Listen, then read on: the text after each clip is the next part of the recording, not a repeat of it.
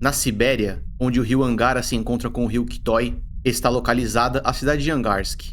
Ela fica a aproximadamente 40 quilômetros de Irkutsk, a capital da região. Em 2005 e 2008, Angarsk recebeu o título de cidade mais confortável da Rússia. Em 2013, foi nomeada a mais limpa. Para quem vê de fora, os números apresentam um local seguro, organizado e acolhedor, repleto de pessoas felizes. Os moradores, entretanto, conhecem um lado um pouco mais sombrio. Uma face que não costuma se revelar para estrangeiros. Durante os anos 90, uma onda de crimes varreu cada rua de Angarsk. Agressões, roubos, homicídios e estupros aconteciam com tanta frequência que as notícias ocupavam todas as páginas do jornal local. A cidade inteira era refém. Gangues e grupos criminosos torturavam pessoas em troca de dinheiro e aplicavam sua própria justiça. A condição na cidade era tão ruim que durante algum tempo o trabalho de maior risco não era ser policial ou bombeiro, era trabalhar em mercado. Esse era o maior alvo para criminosos que, além de dinheiro, também roubavam itens como cigarros e bebidas. Em meio a esse caos, muitas mulheres começaram a desaparecer. Inicialmente, ninguém prestou atenção. Pessoas desapareciam pelas mais diferentes razões em Angarsk, e com o acúmulo de crimes nunca investigados, aquele desaparecimento era apenas mais um. O número de mulheres desaparecidas em Angarsk chegou ao segundo dígito e caminhava a passos largos para o terceiro. A lista de rostos ficou grande demais e já não poderia mais ser ignorada. Algo de muito errado estava acontecendo na cidade. A polícia então decidiu iniciar uma investigação. Para grande parte dos russos, o ano de 1998 é lembrado como um ano de forte crise econômica. Porém, um mês antes do mercado quebrar, a cidade de Angarsk estava afogada em outro terrível problema. No dia 18 de julho de 1998, o motorista de uma locomotiva estava a caminho do trabalho. Ele era o responsável pelo turno da noite na estação Trudaviro, próximo a Angarsk. Ele estava caminhando ao lado da linha de trem quando seus pés pararam apontados para a vegetação. Seus olhos foram sequestrados por algo entre as folhas, algo que parecia um manequim. O trabalhador se aproximou e assistiu enquanto a noite transformava plástico em pele. Aquilo não era um manequim, era uma mulher. Ela aparentava ter entre 20 e 25 anos e estava completamente nua. Na ocasião, o maquinista pensou que se tratava de uma mulher bêbada. Ela parecia inconsciente. O homem foi até o trabalho e retornou com algumas roupas. Ele cobriu o corpo da mulher e deixou o local, acreditando que pela manhã a jovem acordasse e fosse para casa. Ao fim do turno, esse homem resolveu verificar se a mulher ainda estava no mesmo local. E estava. Agora, com mais iluminação, o homem percebeu que o rosto da mulher estava coberto por hematomas e ferimentos. Ela realizava curtos e lentos movimentos e estava acordada. A moça tentou se comunicar, mas não conseguiu. Os ferimentos impediam que ela falasse. Desesperado, o homem chamou a ambulância. Essa mulher era Natalia Titova. Seu estado era muito grave e ela foi imediatamente levada ao hospital.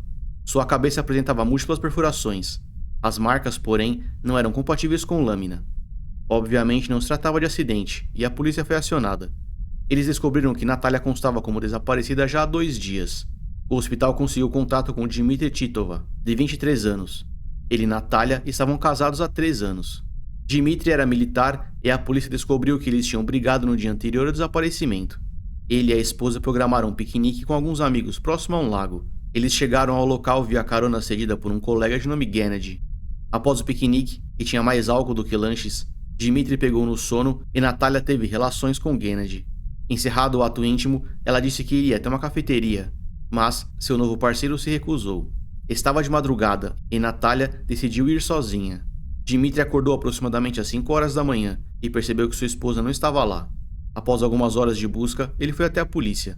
A mulher ficou desaparecida por quase 2 dias, até ser encontrada pelo trabalhador. Infelizmente, os médicos não conseguiram salvar a vida da mulher. Foram muitos golpes na cabeça e ela faleceu na UTI. O caso evoluiu de tentativa para homicídio e uma investigação foi montada. A polícia descobriu que naquela noite, Natalia estava caminhando sozinha na rua quando um veículo parou ao seu lado. O motorista, que não conhecia a mulher, conseguiu fazê-la entrar no carro. Acredita-se que com a oferta de carona ou álcool. Ela aceitou e eles chegaram aos trilhos do trem. Nesse local houve uma briga entre motorista e passageiro. O homem estacionou, arrastou Natalia para o mato e usou uma chave de fenda para golpear a mulher na cabeça. As perfurações foram muitas e ela ficou inconsciente. O próximo a encontrá-la foi o maquinista. Dmitry e Gennady, respectivamente marido e amante, eram os principais suspeitos. A situação era ainda pior para o último. Além de Gennady alegar ver a mulher sair sozinha, seu material genético também foi encontrado no corpo da vítima. Ambos foram levados a interrogatório e negaram os crimes. Dmitry não sabia sobre a infidelidade da esposa na época e chegou a proteger o amigo. Eventualmente, ambos foram liberados. A polícia sabia que estava olhando para um terceiro sujeito, mas não tinha outras evidências para prosseguir com a investigação. Aquele crime terrível aos poucos foi caindo no esquecimento, e o caso foi arquivado como não solucionado, exatamente como aconteceu 4 anos antes. Em 1994, 2 moças foram reportadas como desaparecidas em Angarsk. Luba Tilugna, de 18 anos, e sua amiga Natasha, de 14. Luba era a filha mais velha de seus pais, e sempre foi descrita como alguém muito independente. Ela não tinha medo de lutar pelo que queria e foi morar sozinha assim que completou 18 anos. Ela trabalhava em uma cafeteria, onde o dono já tinha realizado tentativas de avanços íntimos contra Luba. Ela conseguiu repelir a cada tentativa. Esse homem se tornou o principal suspeito após o desaparecimento da jovem. A polícia da Rússia tem métodos diferenciados para extrair informações, em especial na época. Há rumores de que esse homem tenha confessado ser o responsável pelo desaparecimento de Luba, porém retirou a confissão dias depois. O que se sabe é que ele vinha do Azerbaijão. Após ser liberado, ele voltou para lá e nunca mais foi visto.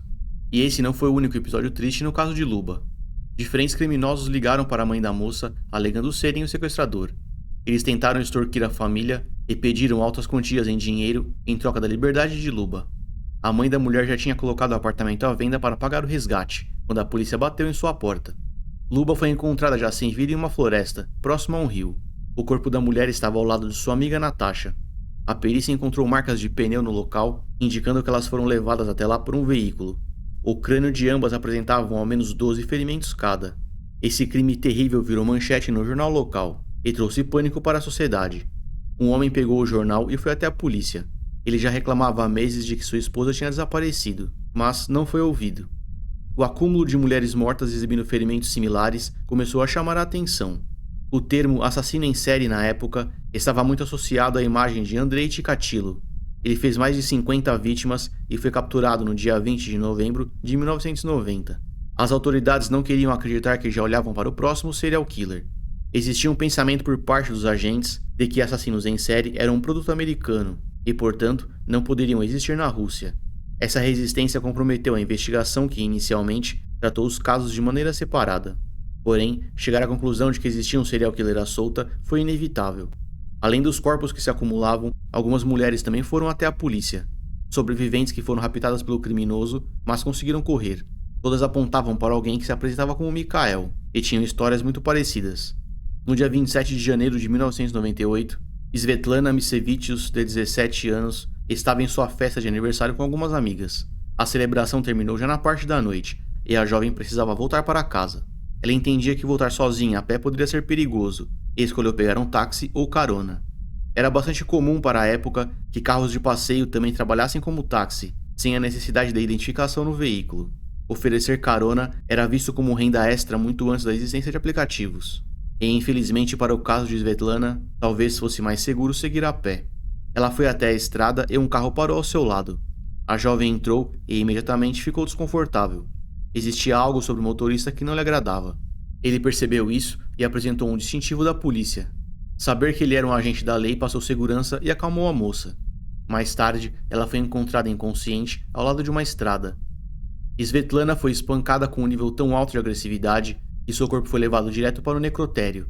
Ela já estava etiquetada sobre a mesa quando abriu os olhos. Seus gritos assustaram o legista, que percebeu que a moça estava viva. Ela foi transferida para o hospital e permaneceu na UTI por semanas. Seus ferimentos foram tratados e ela sobreviveu. Entretanto, com sequelas. Como consequência das muitas agressões na cabeça, Svetlana desenvolveu transtorno de personalidade orgânico. Essa é uma condição em que alterações persistentes na personalidade e no comportamento são atribuídas a uma causa física ou neurológica. Pode acontecer como consequência de uma lesão cerebral, como acidente vascular ou trauma, que altera o cérebro e, consequentemente, o comportamento da pessoa. Entre os sintomas estão problemas de memória, irritabilidade, apatia e agressividade, entre outros. Esse transtorno não é considerado uma doença mental, mas uma sequela de uma lesão cerebral ou disfunção. Portanto, o tratamento busca a redução dos prejuízos causados pelas alterações no comportamento e na personalidade, não a cura. Apesar de sobreviver, Svetlana passará o resto de sua vida internada em uma unidade de tratamento psiquiátrico, onde recebe acompanhamento profissional. Infelizmente, ela não conseguiu ajudar a polícia com um retrato falado. A investigação procurou por testemunhas, mas não conseguiu progredir, e os ataques continuaram. Em julho de 99, uma mulher chamada Evgenia Protestova Karelova foi a próxima vítima. E para os próximos eventos, temos duas versões. A primeira diz que a moça fez alguns amigos na cidade e se reuniu com eles. Já na parte da noite, conseguiu uma carona até uma estrada. Outra versão diz que ela foi deixada lá pelo namorado. De qualquer forma, seu objetivo era voltar dali para casa. Evgenia estava caminhando quando o veículo parou ao seu lado. O motorista se apresentou como Mikhail, o mesmo nome citado por sobreviventes. Esse homem ofereceu uma carona e Evgenia recusou.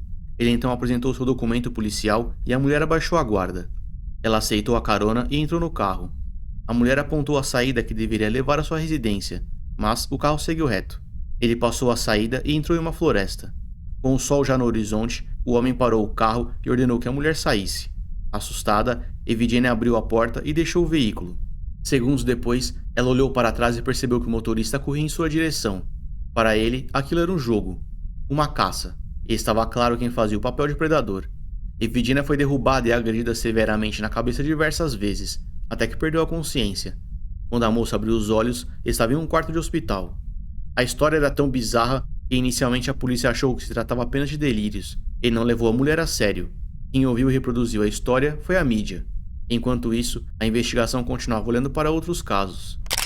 As sobreviventes se reuniram para ajudarem o retrato falado do agressor. 24 casos foram colocados na mesma pasta nessa época. Em todos, a vítima era uma mulher que estava caminhando sozinha à noite, sob influência de álcool. Além de um possível rosto, estabeleceu-se também um padrão. A polícia não é a única a traçar um perfil. O criminoso também o faz com suas vítimas. Geralmente pessoas menos conscientes sobre o ambiente, seja por influência de substância ou não. Porém, existiu algo a mais que ajudou o serial killer a continuar em liberdade: o acúmulo de crimes na região. Eram tantos casos reportados todos os dias que a polícia não tinha braços para alcançar a todos. Cenas não foram preservadas ou analisadas e evidências foram destruídas ou perdidas.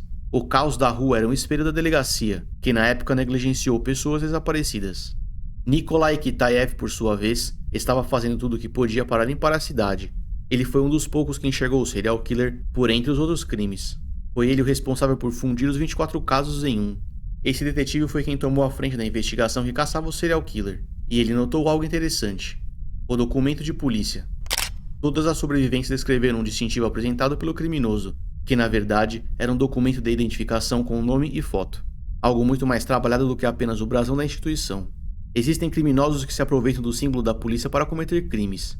Infelizmente, alguns deles de fato passaram pela academia. Nikolai começou a acreditar que o responsável fosse um policial. Seus questionamentos na instituição não foram bem vistos e ele foi removido da investigação. Agora, ele não achava mais que se tratava de um policial. Ele tinha certeza. Nikolai acreditava que o serial killer estava dentro da corporação, porém não em uma patente alta. Ele chegou a essa conclusão pelo seguinte motivo: em cada um dos ataques do serial killer, as mulheres foram brutalmente agredidas. Já inconsciente, elas foram violentadas. Alguns dos ataques íntimos foram tão violentos que a perícia enfrentou dificuldades para entender o que tinha acontecido. Ferramentas, galhos e pedras talvez tenham tido participação, tamanho dano causado. Essa agressividade foi o que deu ao criminoso o apelido de lobisomem. Em algumas das cenas, os peritos encontraram preservativos usados. Nessa época, o teste de DNA já estava em uso, mas ainda não era amplamente divulgado. Apenas agentes ligados à perícia e superiores sabiam disso. Esse era o motivo pelo qual Nikolai acreditava que se tratava de um policial de baixa patente. Do contrário, ele não deixaria seu DNA na cena. Outra sobrevivente do serial killer foi Ludmila Smushlaiva. Ela foi levada até um cemitério local, onde foi agredida e violentada. A moça foi encontrada e levada ao hospital. A polícia nunca investigou o caso. O sentimento de impunidade e liberdade manteve o criminoso em atividade. Seu modus operandi era simples. Ele oferecia carona para mulheres, apresentava o documento de polícia para ganhar confiança e dirigia até um local isolado.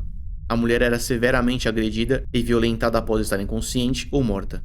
Ao menos uma chave de fenda estava entre os itens usados nas agressões. Sendo um policial, ele tinha acesso a informações sensíveis e conseguia descobrir com maior facilidade se a investigação se aproximava dele ou não. Ao todo, o serial killer fez ao menos 86 vítimas, todas mulheres. A maioria dos ataques foram feitos na quarta-feira. Alguns jornais usaram isso para criar um outro apelido: o assassino da quarta-feira. O maníaco de Angarsk também é um dos nomes geralmente associados ao caso. As autoridades de Moscou apenas ficaram sabendo sobre o caso em 2002, através de uma matéria em um jornal. Eles perceberam que o caso estava fora de controle e enviaram uma equipe para Angarsk. Realizar uma investigação interna exige alguns cuidados. É impossível saber quantos policiais estão envolvidos e quais conexões têm. A vinda de uma equipe externa costuma causar desconforto e pode até resultar em destruição de evidências. Mas não existem muitas opções. Essa equipe de Moscou se estabeleceu em Angarsk e começou a caçar o serial killer. Esse novo time precisou começar a investigação do zero, para evitar ruídos nas informações ou evidências corrompidas. Eles precisaram visitar cada uma das testemunhas novamente para coletar depoimentos. O DNA encontrado na cena foi enviado para Moscou para realizar o teste de comparação. Apesar de já em uso, essa tecnologia ainda estava no começo e consumia uma grande quantidade de tempo. Apenas 5 DNAs podiam ser analisados por ano. Essa movimentação alertou o serial killer sobre a chegada da nova equipe, e os ataques pararam temporariamente. Em 2009, a tecnologia avançou e as comparações de DNA se tornaram mais rápidas. O total de análise no ano subiu de 5 para 400. A nova equipe de detetives criou uma lista com mais de 30 mil suspeitos. Alguns dirigiam o carro com o mesmo modelo apontado pelas sobreviventes. O veículo do criminoso era um Honda Civic preto, mas algumas das mulheres também apontaram para um veículo usado pela polícia na época, o que significa que em alguns dos ataques o criminoso estava de serviço. As amostras de DNA foram separadas em ordem alfabética e os testes começaram. 3 anos depois, em 2012, Mikhail Popkov recebeu um convite dos novos agentes para uma conversa. Ele trabalhou como policial até 1999 e já não fazia mais parte da corporação. Durante a conversa, ele aceitou ceder uma amostra de seu DNA para a comparação. Mikhail Viktorovich Popkov nasceu no dia 7 de março de 1964, em Norilsk, na Rússia, na época União Soviética. Ele passou pelo exército, não teve a atenção dos pais e foi traído pela namorada. Ele cresceu morando com os avós em Norilsk e se mudou para Angarsk, onde conseguiu emprego na polícia. Mikhail foi descrito como alguém educado e feliz. Dentro da corporação, ele recebeu o apelido Misha, o Sorridente, o que nos diz um pouco de como era o seu semblante. Esse apelido ficou mais conhecido na Rússia. Fora dela, Lobisomem ganhou mais atenção. De qualquer forma, não eram todas essas pessoas que viam essa face de Mikhail. Algumas pessoas o descreveram como alguém ganancioso que faria tudo por dinheiro. Ele estava sempre atrás de uma promoção ou emprego que pudesse exercer em meio período. Mikhail se casou e teve uma filha, a máscara padrão adotada por assassinos em série. Um homem trabalhador, pai de família e, neste caso, agente da lei. Não tinha como ficar mais acima de suspeitas do que isso. Sua filha Katerina tinha como hobby colecionar carros em miniatura. Mikhail entrou no hobby com sua filha e ajudou a jovem a construir a coleção. Essa imagem perfeita foi estraçalhada assim que o teste de DNA voltou do laboratório. O resultado da comparação deu positivo para ao menos 3 cenas de crime. O lobisomem de Angarsk tinha finalmente sido encontrado. No dia 24 de junho, Mikhail estava em um trem a caminho de casa. Ele desceu do vagão e foi recebido pela polícia. Sem oferecer resistência, o serial killer foi algemado e preso. Ele estava na posse de uma pistola municiada que foi apreendida. Durante a viagem, já em poder da polícia, o criminoso permaneceu em silêncio. Sendo ex-policial e com o resultado de DNA sobre a mesa, Mikhail sabia que deixar a delegacia não seria uma opção. Após uma conversa respeitosa, ele confessou por escrito, mais de uma vez, todos os crimes. A polícia tinha finalmente capturado o serial killer. A motivação, segundo Mikhail, era limpar o mundo de mulheres que ele julgava indecentes. Ele se referia a mulheres que bebiam sozinhas ou que saíam para festas sem o namorado ou marido. Se a mulher aceitasse entrar em seu carro para ele, ela já era indecente. Quando encontrava uma aparentemente embriagada e sozinha, ela virava um alvo. Inicialmente, ele confessou 11 homicídios. A investigação tinha mais de 30 crimes parecidos não solucionados, fora os que não foram investigados na época. Talvez já sabendo seu destino, Mikhail começou a caçoar da polícia. Uma atitude corajosa, em especial na Rússia. Ele começou a escrever confissões de crimes que nunca existiram. Isso causou uma certa confusão nos agentes até que eles perceberam o que estava acontecendo. Mas antes de continuar, precisamos nos aprofundar mais em uma personagem importante para o caso, que foi ocultada pelo criminoso. Estamos falando da Helena, a esposa de Mikhail. Ela negou ter conhecimento sobre os crimes, mas optou por continuar o casamento. Ela fez visitas frequentes ao marido na prisão e começou a se aproximar do policial responsável pelo caso. Entre jogadas de cabelo e toques, seus olhos passavam pelos arquivos do caso à procura de informações. E aqui, o caso fica ainda mais estranho. Essa aproximação pareceu incomodar o serial killer, indicando que não foi planejada por ele. Sua esposa começou a fazer comentários estranhos e passou a usar roupas mais chamativas. Todos na delegacia já tinham certeza de que ela tinha um caso com o detetive. Uma investigação paralela chegou à conclusão de que esse agente passou ao menos uma noite na casa do serial killer, com Helena. A filha já não morava mais lá nessa época. Esse policial então foi suspenso e removido do caso. Até hoje, ele nega qualquer influência no caso e diz que nunca se encontrou com Helena. Algum tempo depois, a mulher se mudou para Novosibirsk, a mesma cidade onde esse policial vive até hoje. Oficialmente, esse homem é casado com outra mulher e tem um filho, mas existem teorias de que eles ainda mantêm contato, ou o fizeram por um tempo. Porém, não há provas. A reação de Helena à prisão do marido não foi a mesma de outras mulheres nessa situação, talvez porque ela fosse realmente diferente. Em suas confissões, Mihail disse que a esposa participou de ao menos um dos ataques. A perícia suportou essa teoria quando percebeu que uma das vítimas exibia 2 tipos diferentes de perfuração, alguns mais profundos do que outros. Isso sugere que a força usada era diferente e pode ou não apontar para 2 agressores. Além disso, essa vítima foi atingida por 2 lâminas diferentes. Para a perícia, não fazia sentido que o criminoso trocasse de arma entre os ataques. Nada o impedia de fazer, seria apenas um comportamento incomum. Mihail e Helena eram infiéis. Ambos se relacionavam com outras pessoas e permaneceram juntos apenas para que a filha crescesse em um lar completo. Segundo Mihail, isso foi o que levou ao primeiro homicídio. Ele queria livrar o mundo de mulheres infiéis. Estranhamente, não começou pela esposa. Helena nunca foi acusada ou presa. Não existem evidências que a coloquem na cena do crime. O mais provável é que de fato ela tenha se interessado pelo detetive, não que fosse parte de um plano maior. Mihail Viktorovich Popkov foi considerado culpado pelos crimes. Ele foi condenado a 2 prisões perpétuas sem direito à liberdade condicional, com um adicional de 19 anos e 8 meses em regime fechado. Após receber a primeira prisão perpétua, ele confessou outros 20 ataques. Isso, consequentemente, abriu mais processos. Alguém detido ainda para ser julgado fica em uma prisão diferente daquele cujo processo foi encerrado e cumpre pena. O tratamento é muito diferente entre as unidades. Talvez Mihail tenha feito mais confissões para passar mais tempo em uma instalação mais agradável. E qualquer benefício no sistema prisional russo faz diferença. Lá os criminosos são enviados para o que ficou conhecido como colônia penitenciária. Eles são obrigados a trabalhar e frequentemente fazem denúncias sobre torturas, falta de cuidado médico, humilhações e falta de recursos. Talvez por atrasos burocráticos, essas denúncias se perdem no meio do caminho. Essas unidades são o mais próximo possível do Gulag, e o interno passará por uma experiência miserável. Sair de lá para participar de um julgamento é um alívio momentâneo para o sujeito. As primeiras confissões de Mihail após a sentença aconteceram em 2015. Ele continuou confessando mais ataques, descrevendo o uso de machados, cordas, facas, martelos e uma chave de fenda. Sempre que isso acontece, ele deixa a unidade e volta após o julgamento. As confissões passaram das 90, mas nem todos os casos foram oficialmente conectados a ele. Até a data de gravação deste vídeo, o número está em 86. Hoje, aos 61 anos de idade, Mihail Popkov encontra-se encarcerado na colônia penitenciária Tubersky Central, também conhecida como Colônia Correcional número 6, localizada na República de Mordóvia, na Rússia, enquanto cumpre a primeira de 2 prisões perpétuas.